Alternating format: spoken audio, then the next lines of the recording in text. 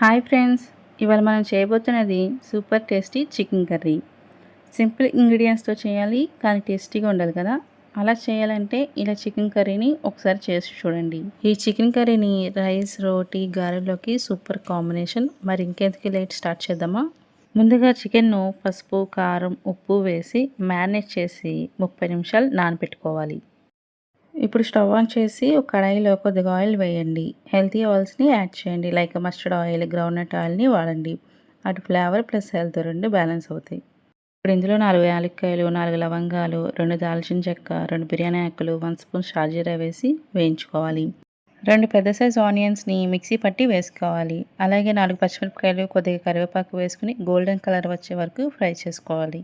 ఇప్పుడు ఇందులో 2 స్పూన్స్ అల్లం వెల్లుల్లి పేస్ట్ వేసి పచ్చివాసన పోయే వరకు వేయించుకోవాలి. అలాగే 2 టమాటాలను పేస్ట్గా చేసి వేసుకుని ఆయిల్ పైకి తేలే వరకు వేయించుకుని ముందుగా మ్యారినేట్ చేసిన చికెన్ వేసి ఆయిల్ విడిచే వరకు హై ఫ్లేమ్లో కుక్ చేయండి. చికెన్ కర్రీ జ్యూసీగా కావాలంటే మ్యారినేషన్లో పెరుగు కూడా యాడ్ చేయండి. ఇలా చేయడం వల్ల soft texture and rich taste వస్తుంది.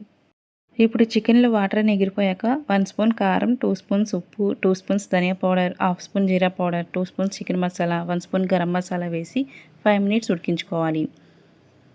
ఇప్పుడు ఇందులో కొద్దిగా వాటర్ వేసి లో ఫ్లేమ్లో 15 నిమిషాల పాటు ఉడికించుకోవాలి. ఆయిల్ పైకి తేలాక కొద్దిగా కస్తూరి మేతి వేసుకుని స్టవ్ ఆఫ్ చేసుకుని సర్వ్ చేస్తే spicy and juicy chicken curry ready. ఈ చికెన్ కర్రీని రైస్, రోటీ, గారెలతో తింటే ఆహా అనాల్సిందే. మీరు ట్రై చేస్తారు కదా. ఇలాంటి మరిన్ని ఈజీ రెసిపీస్ కోసం ఎస్ఎన్ కుక్స్ అండ్ టిప్స్ ఛానల్ని సబ్స్క్రైబ్ చేయండి.